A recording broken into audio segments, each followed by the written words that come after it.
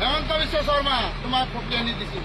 আজি আমাৰ ৰেভিনিউ খাস ভাঙিছা, খালি পাট্টাৰ মাটিত সোমাম আৰু তোমাক এদিন হলেও আমি এই খাস মাটিত ওলাই লৈ আহিম। খাস মাটিত তোমালোকে বসবাস কৰিব লাগিব। তোৰ 14 কৰিয়ে খাস মাটিত বসবাস কৰবে। এতিয়াৰ পৰা আমি এটাই ধ্বনি দিম, নারায়ে তাকবীর, আল্লাহু আকবার, নারায়ে তাকবীর, আল্লাহু আকবার। আমি মাটি বাড়ি সব বিক্রি করি এদিন কামাই রোজি রোজগার করি আমি পাট্টার মাটি কিনিলাম। আর এই পাট্টার মাটি কিমান লাখ লাখ টাকা কোটি টাকা হলো আমি কিনি লৈ কেনে তোমার ঘর পর্যন্ত আমি কিনিলাম। তাৰপিছত তোমাক পাট্টাৰ মাটি এৰাই খাস মাটিত বসবাস কৰিবলৈ আমি বাধ্য কৰাম। মোৰ নামটো সন্মুখত ৰাখি তেওঁ অসমীয়া জাতি সত্তালৈ প্ৰত্যাহ্বান দিছে। তাত 2-3টা কথা কৈছে যি অসমীয়াই চিন্তা কৰিব লাগে। অসমীয়া মানুহক তেওঁলোকে চেলেঞ্জ দিছে যে তহঁতক অৰ্থনৈতিকভাৱেও আমি পিছ পেলাম। গতিকে মই ভাবো এই কথাটো অকল সেই মানুহজনৰ কথা নহয়, মই বহুত তেওঁলোকৰ মানুহ জানো।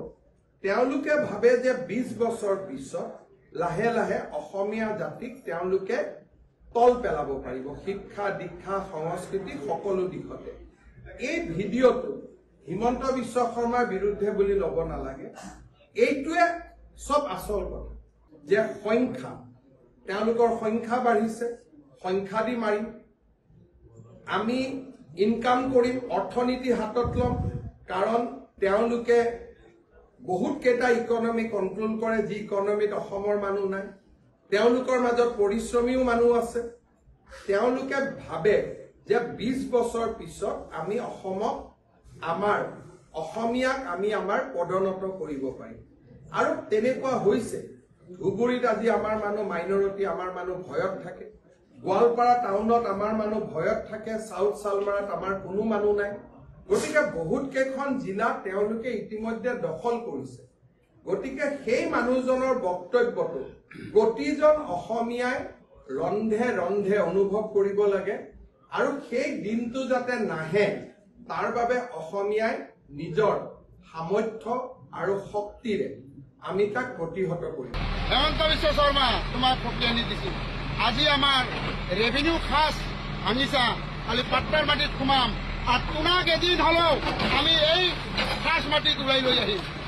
খাস মাটিত তোমালোকে বসবাস কৰিব লাগিব। তোৰ 14 কৰিয়ে খাস মাটিত বসবাস কৰবে। এতিয়াৰ পৰা আমি এটাই ধ্বনি দিম, নারায়ে তাকবীর, আল্লাহু আকবার, নারায়ে তাকবীর, আল্লাহু আকবার। আমি মাটি বাড়ি সব বিক্রি করি এদিন কামাই রোজি রোজগার করি আমি পাট্টার মাটি কিনিলাম।